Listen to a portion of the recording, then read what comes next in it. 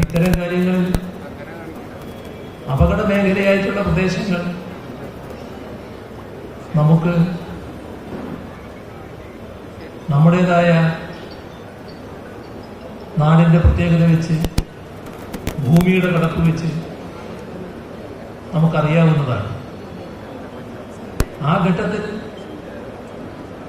നമ്മുടെ മുൻതൂക്കമുണ്ടാകേണ്ടത് അപകടമുണ്ടായാൽ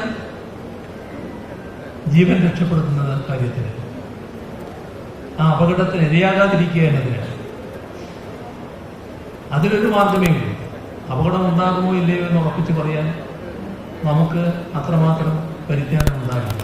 പക്ഷെ അപകട മേഖലയിൽ താമസിക്കുന്നവരാകുമ്പോൾ ആ അപകട സാധ്യതയുള്ള ആ ഘട്ടത്തിൽ അവിടുന്ന് മാറി താമസിച്ചാൽ അത് വലിയ ഗുണം ചെയ്യുമെന്നതാണ് വെലങ്ങാടിൻ്റെ അനുഭവം കാണിക്കുന്നത്.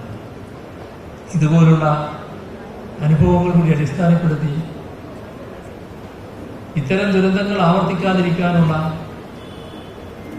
ഒട്ടേറെ നടപടികൾ ശാസ്ത്രീയ മാർഗത്തിലും വിവിധ ഏജൻസികളുടെ ഏകോപിതമായ പ്രവർത്തനത്തിന്റെ ഭാഗമായി, നാട്ടറിവുകളുടെ ഭാഗമായുമല്ല ഏകോപിതമായി നടക്കേണ്ടതായിട്ടുണ്ട്. നമ്മുടെ ഏജൻസികൾ സ്തുത്യർഹമായ പ്രവർത്തനമാണ് നടത്തുന്നത്.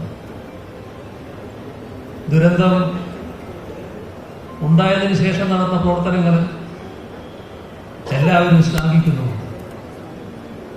അവരുടെ അനുഭവത്തിൽ ഇതുപോലുള്ള സാധ്യതകൾ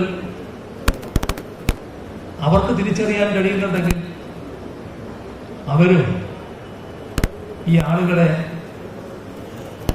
മാറ്റിപ്പാർപ്പിക്കുന്നതിനുള്ള മുന്നറിയിപ്പുകൾ നൽകുന്നതിന് ഇനി അങ്ങോട്ടുള്ള നാളുകളിൽ പ്രത്യേകം ശ്രദ്ധിക്കേണ്ടതുണ്ട് എന്നാണ് തോന്നുന്നത്.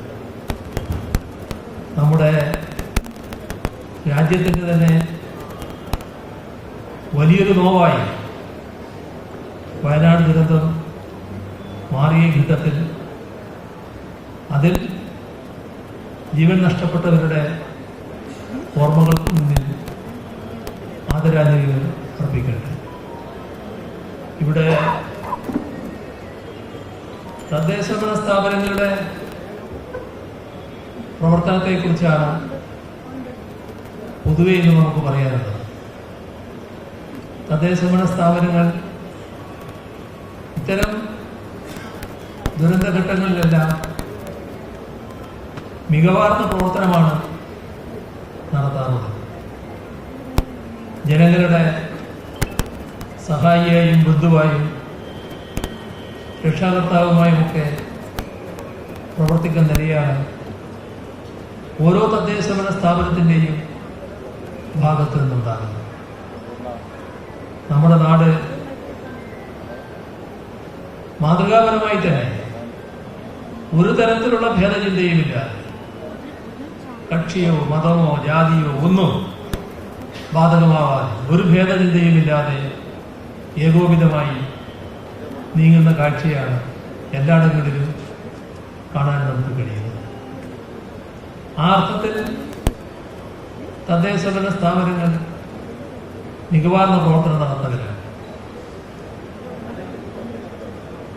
പരാതികളുമായി ബന്ധപ്പെട്ടുള്ള പ്രശ്നങ്ങൾ എടുക്കുമ്പോൾ അത്രത്തോളം പ്രശംസ തദ്ദേശഭരണ സ്ഥാപനങ്ങൾക്ക് കിട്ടുമോ എന്ന കാര്യം സംശയമുള്ളൊരു കാര്യം. അതെന്തുകൊണ്ടാണ് എന്ന് നമ്മൾ നല്ലതുപോലെ ആലോചിക്കണം. നമ്മളെന്ന് പറഞ്ഞാൽ ജനങ്ങൾ ആലോചിക്കണമെന്നല്ല ഞാൻ പറയുന്നത്. തദ്ദേശഭരണ സ്ഥാപനങ്ങളിലെ ജനങ്ങൾ പരാതിയുമായി വരുമ്പോൾ ആരാണോ അവരെ കാണുകയും സംസാരിക്കുകയും ഒക്കെ ചെയ്യേണ്ടുന്നത് അവരെ ഗൗരവമായി എടുക്കണമെന്നാണ് ഞാൻ ഉദ്ദേശിക്കുന്നത്. ഇപ്പൊ നമ്മുടെ കേരളം ഒരുപാട് നല്ല പേരുകൾ നമുക്കുണ്ടല്ലോ.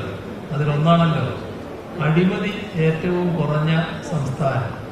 അതാണ് ഈ കേരളം. ഇതാണല്ലോ നമ്മുടെ നാടിൻ്റെ ഒരു നല്ല പേര്.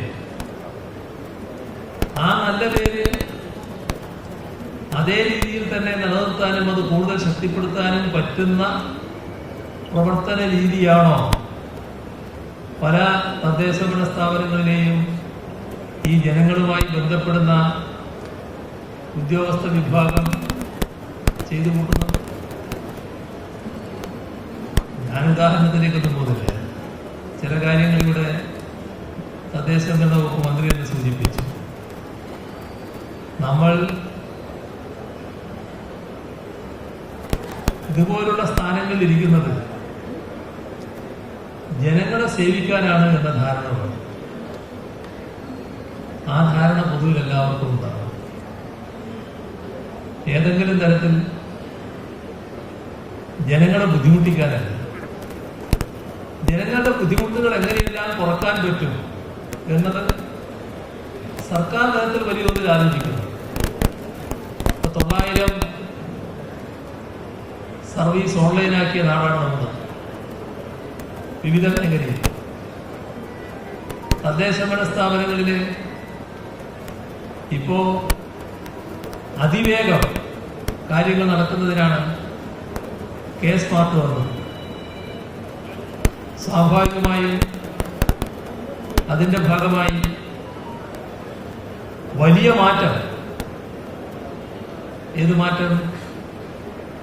തദ്ദേശഭരണ സ്ഥാപനവുമായി ബന്ധപ്പെടേണ്ടി വരുന്ന ജനങ്ങളിലാകെ വലിയ അനുകൂലമായ മാറ്റം ഉണ്ടാകേണ്ട ഒരു ഘട്ടമാണ്. നമ്മുടെ നാട്ടില് ഏറ്റവും കൂടുതൽ ആളുകൾ ബന്ധപ്പെടുന്ന സ്ഥാപനമാണ് തദ്ദേശഭരണ സ്ഥാപനം. ജനനം തൊട്ട് മരണം വരെയുള്ള എല്ലാ കാര്യങ്ങളിലും പല ഘട്ടങ്ങളിലായി തദ്ദേശഭരണ സ്ഥാപനത്തിൽ ബന്ധപ്പെടേണ്ടിയിരിക്കുന്നു. ചിലരുടെ ജീവിതവുമായി ബന്ധപ്പെട്ട ഏറ്റവും പ്രധാനപ്പെട്ട കാര്യങ്ങൾ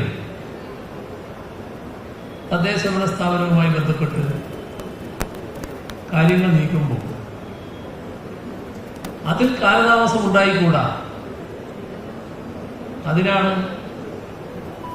ഇവിടെ K-സ്മാർട്ട് നടപ്പാക്കി വിവിധ മേഖലയിൽ അതിന്റെ ഗുണഫലം കിട്ടുന്നത്.